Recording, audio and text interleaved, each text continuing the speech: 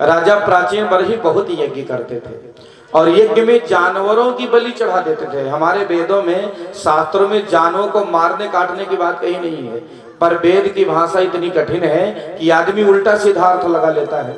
कोई तो लगा नहीं पाते और कुछ लगाते तो उल्टा सीधा अर्थ लगा देते। वेद का एक ऋचा है, प्रस्थम कुमारिका मासम आने, जिसकी हिंदी ध्यान दीजिए आप लोग। प्रस्थम कुमारिका मासम आने का अर्थ होता है कि ऋषि मुनि कहते थे, कुमारी माने क्या होता है माता बहनों? कुमारी माने कन्या। लिखा है कुमारी का मांस लाओ हवन करें। कहाँ लिखा है? वेद में। तब लोगों ने कहा कि तो वेद बहुत गलत चीज है भाई, इसमें पाप लिखा है। पर यदि उसके शब्दावली पर ध्यान दें हम, तो प्रस्थम कुमारिका मासम आने का अर्थ है, कुमारिका माने होता है घृत कुमारी, जिसको अंग्रेजी में एलोवेरा कहते हैं। ग्वारपाठा आयुर्वेद में जिसकी दवाई बनती है, कुमार यासो जिसे कहते हैं। तो प्राचीन काल में ऋषि मुनि जंगल में उसी घृत कुमारी के पौधे को हवन में डालते थे, इससे वातावरण भी बनता था। अब जिन्होंने कुमारी का अर्थ घृत कुमारी पौधे से नहीं लगाया, उन्होंने कहा यहाँ तो लिखा है कुमारी का मांस लो। इसी प्रकार हमारे यहाँ अश्वमेध यज्ञ होता था। लोग कहते हैं कि अश्वमेध में घोड़े की बलि होती थी। नहीं भाई, एक शब्द के कई अर्थ होते हैं। अश्व माने घोड़ा भी होता है और अश्व माने राष्ट्र भी होता है। मेध माने उन्नति, राष्ट्र की उन्नति के लिए जो यज्ञ किए जाते थे उनको अश्वमेध यज्ञ कहा जाता था। क्योंकि घोड़ा दौड़ने में सबसे तेज माना गया है, इसलिए घोड़े के द्वारा उस यज्ञ के प्रचार के लिए उसके ऊपर धातुओं में यज्ञ की सूचना लिखकर दौड़ाया जरूर जाता था, लेकिन यज्ञ में जानवरों की बलि नहीं दी जाती थी। तो महाराज, लेकिन राजा प्राचीन बरही ने कई जानवरों को मार डाला यज्ञ के नाम पर। एक दिन नारद जी उनके यज्ञशाला में आए, उन्होंने कहा भले आदमी, तुम धर्म के नाम पर पाप कर रहे हो। कैसे? कहा कि देखो जितने जानवरों को तुमने मारा है, आकाश की ओर देखो। जैसे आकाश में अपनी दृष्टि डाली तो देखा जितने जानवरों को मारा है सब उनको नोचने काटने दौड़ रहे हैं। बाबा, हमने तो पढ़ा है वेद में। ऐसे ही नारद जी ने कहा कि अज्ञानता पूर्ण ढंग से व्यक्ति पढ़ता है तो उसका अनर्थ कर ही देता है। वो चाहे रामचरितमानस हो, बहुत लोग अर्थ लगा रहे हैं, वो चाहे वेद हो, पुराण हो, उपनिषद हो। तो जब तक हमें ढंग से भाषा का ज्ञान नहीं होगा तो उटपटांग अर्थ लग ही जाएगा व्यक्ति के द्वारा। इसलिए हमारे यहाँ कहा गया कि किसी भी विद्या अध्ययन को करना है तो उसके लिए योग्य गुरु चाहिए, तब हम उसके उचित अर्थ को समझ पाएंगे। नारद जी कहते हैं, एक राजा था जिसका नाम था पुरंजन। पुरंजन राजा का एक मित्र था जिसका नाम था अभिज्ञात।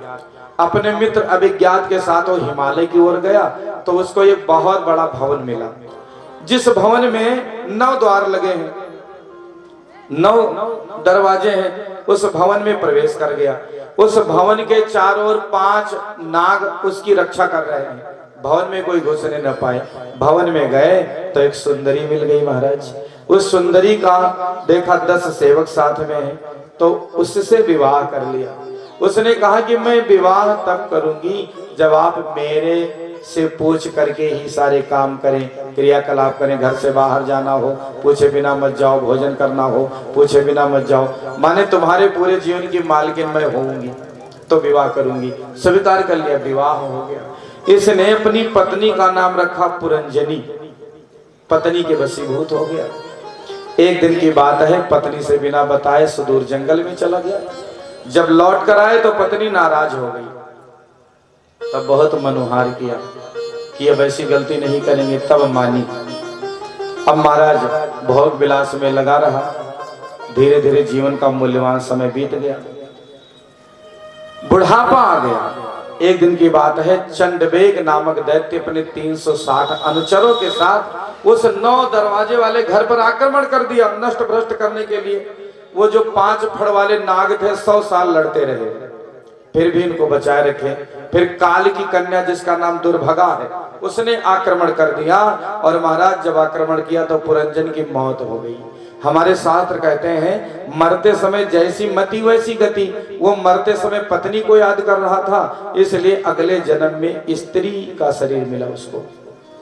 जब बड़ा हुआ तो विवाह हो गया मलय ध्वज के राजा से।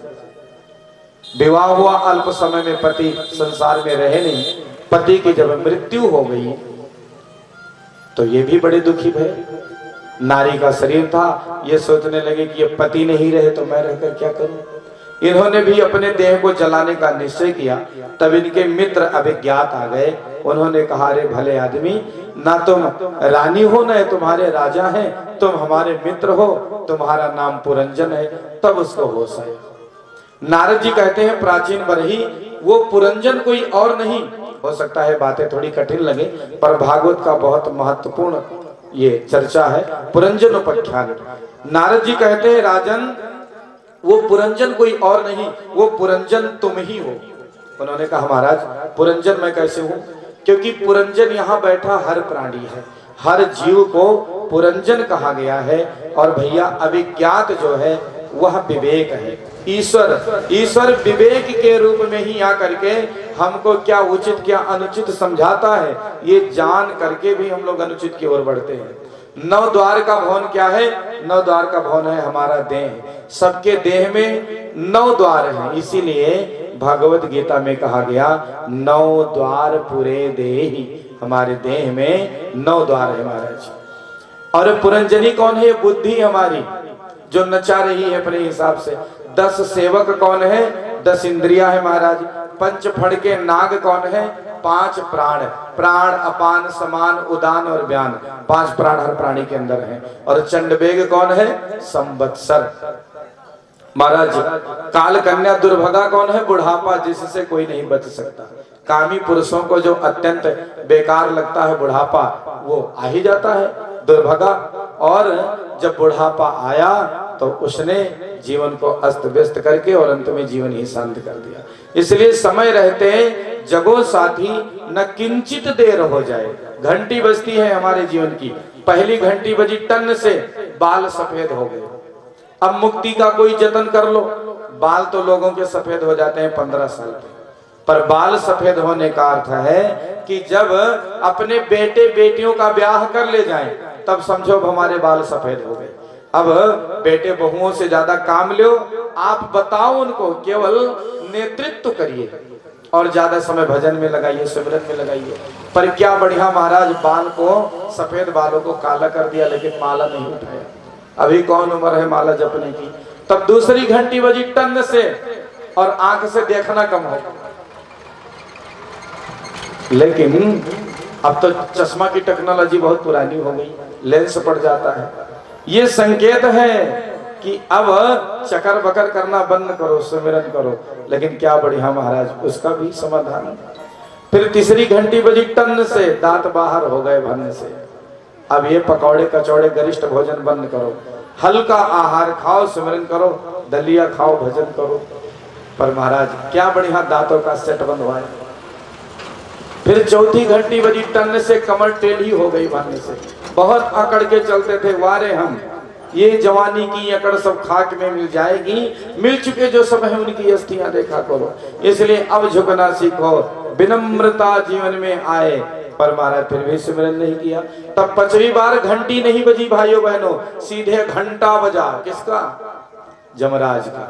जमदूत आए सन से, घंटा लाए दन से, बजाए घन से, प्राण खींचा सन से, चले गए घन से, और घर वालों ने बाहर कर दिया, अंतिम संस्कार कर दिया। इसलिए वह अवसर आए, उससे पहले हमारे अंदर चेतना जगे। मुक्ति का कोई तो जतन कर ले, रोज ज्यादा नहीं तो आधे घंटे प्रभु का भजन कर ले।